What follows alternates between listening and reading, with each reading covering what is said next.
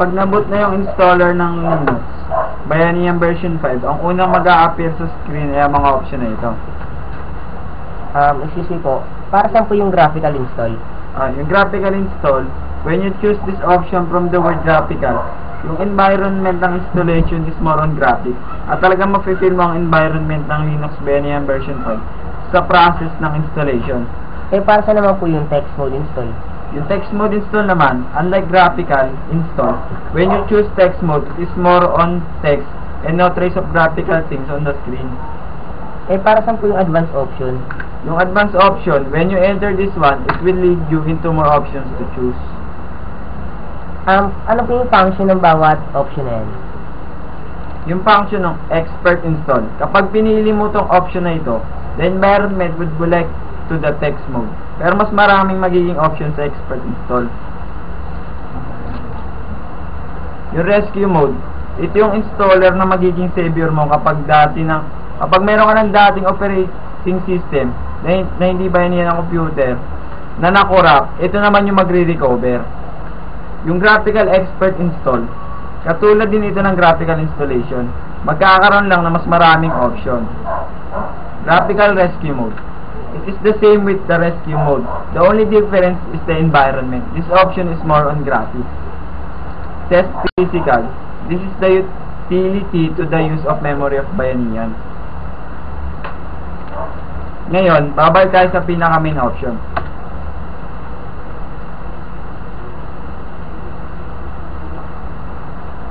Next, isa-select natin yung graphical install because it is the most basic installation among the others.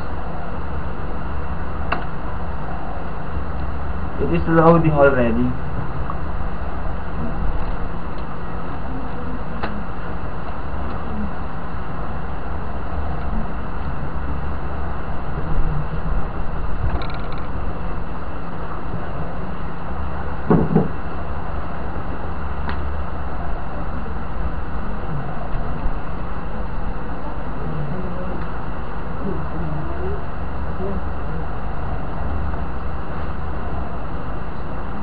Niliload niya na yung mga additional components that are needed for the installation.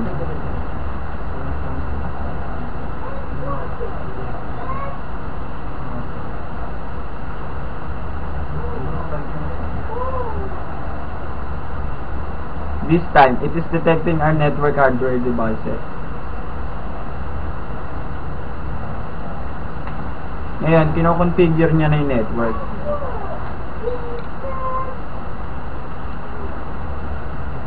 Nandito na tayo ngayon sa setting of hostname. This hostname is one of the important things to remember because it identifies the system of the network. Ngayon, kukontinue na natin. In domain name, this domain name is the name of the server.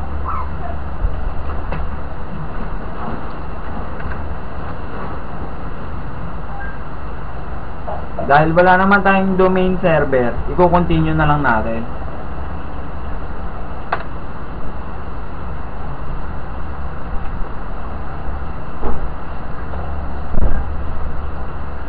Ngayon, dinedetect na ng system natin yung hard disk.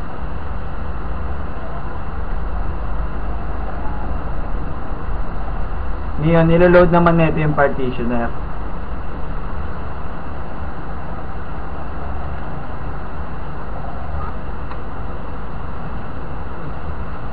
These are the options in partitioning. Because you are at the beginner, you would choose the guided use entire disk.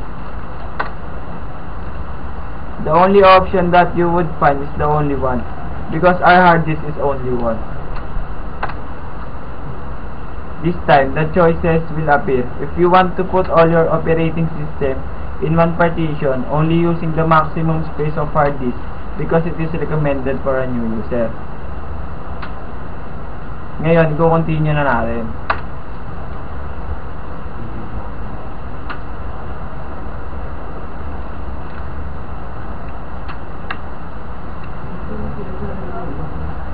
Para saan po yung yung primary partition?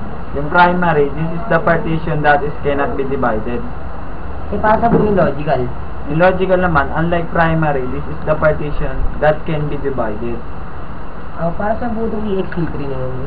Yung ext3 na yan, yung yung native file system ng Linux Bayanihan version 5. Yung swap po, yung nasa baba niya. In swap area. It supports the virtual memory when it runs out of physical memory. Because it is the most recommended when can finish the partitioning. We will choose the yes option, then continue.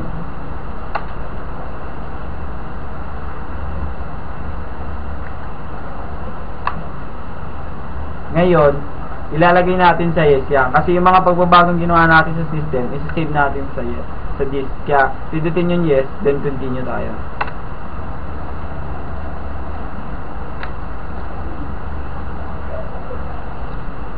Ngayon, yung formatting, ayun yung formatting system.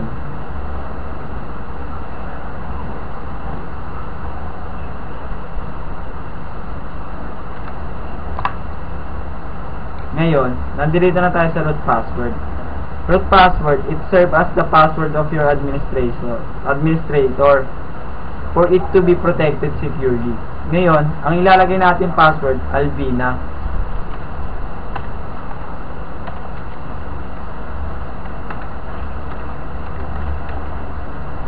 Ngayon, press continue.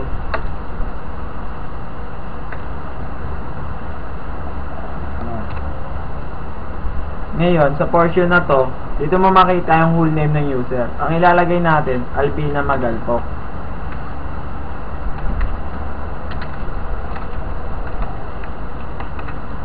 Ngayon, continue na tayo. Okay na yan sa ganyan, tapos kukontinue ulit tayo.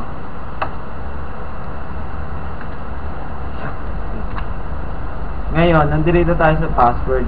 Kasi yung account natin kanina nakalagay Albina Magalpok, ang ilalagay na lang natin yung password is Albina.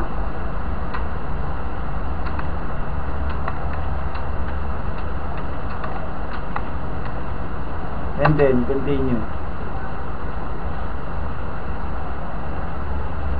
Ngayon, nag-install na yung base system natin.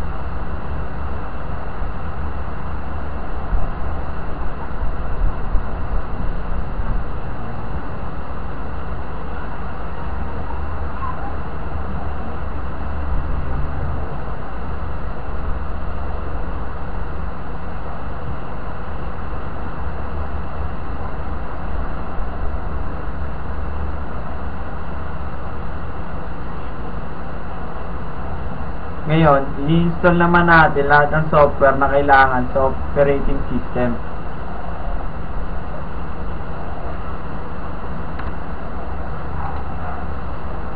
Matatagalan tayo sa pag-install nito. Kaya mag-aantay tayo ng 5 to 10 minutes bago matapos ang pag-install.